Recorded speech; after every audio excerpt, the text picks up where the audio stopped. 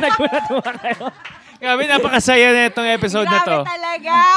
Guys, welcome back to another episode of Triggered! At grabe, medyo nanginginig na nga yung mga tuhod namin dito kasi sa katabi namin medyo kinakabahan nga ako eh. Medyo half meter apart.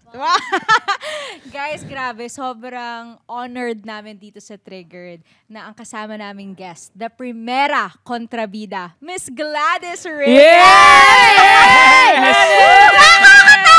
Grabe kayo. Nagulat ako. Wow, natatakot ka pala lagay. Hindi halata sa crop top mo, ha? Natatakot ka, ha? Tin-crop top mo lang kami today, ha? Hello!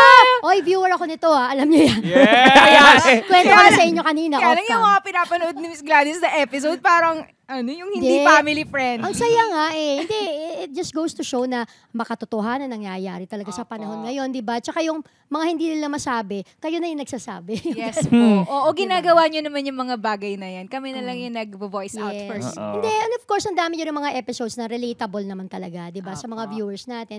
So, yung huli, yung kami nga mag-asawa, yan, we got to watch yung ibang mga episodes ninyo. So, congratulations! Sa Triggered! Parang, sige nga, Miss Reyes, kahit ng trigger. Oo naman. Panood niya tayo. Unang-una pa lang, yung title nyo pa lang, Triggered. Sa tingin nyo ba, hindi ako laging triggered sa mga role ko, di ba?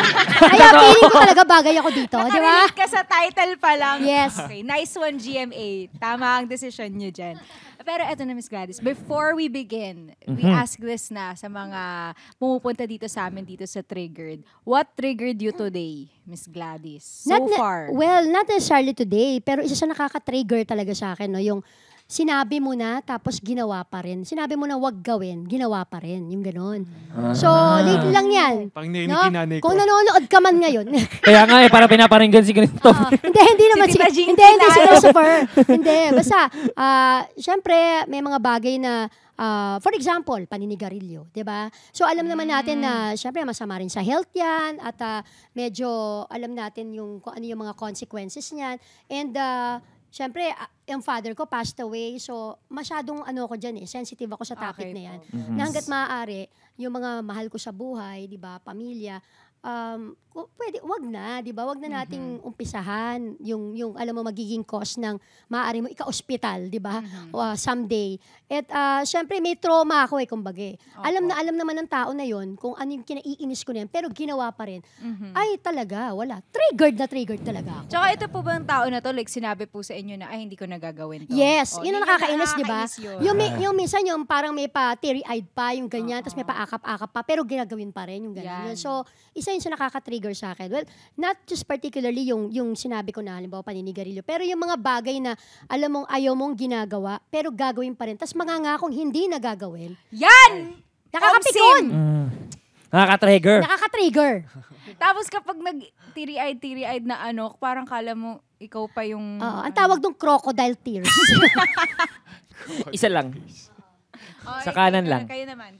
Ako, siguro yung kaninang umaga, sinabi sa akin nung pagpasok ko ng GMA, sabi sa akin, "Uy, idol, ikaw pala yan." Wala, na-trigger lang yung happiness ko. Happiness naman. Okay. Good vibes tayo dito, guys. Kaya, Kala ko kaya ka na-trigger kasi, "Oy, idol, ikaw pala yan. Michael." Ibang pangalan sinabi. Tumangulang.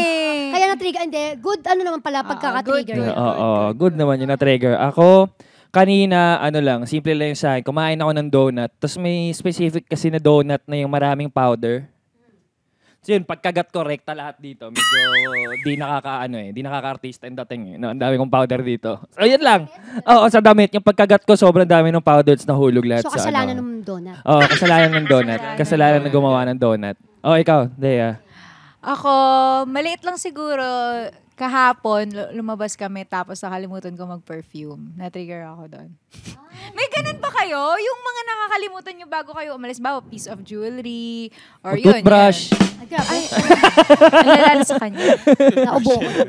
Hindi ako madalas yung sumakay ka ng sasakyan, tapos okay na. Pag wala pa rin yung cellphone mo, yung alam mong nilagay mo na sa bag mo di ba? So, tapos nagmamadali ka. yes. Tapos alam mo pa yung nakaka-trigger pag meron kang kasama. Tapos bawa sabihin mo may nakalimutan ka. Tapos yung kasama mo gaganon. Di ba? Gaganon, parang, ay, sorry, may nakalimutan ako. O kaya may side comment pa na, do ba yan? Di ba? May ganon. Tapos yung parang, sige na, kunin mo na. Pero ganun yung tone, parang, sorry, pasensya. Oo, pasensya. Makakalimutin lang. Yan. Yun naman. Yun naman na trigger. Kami today.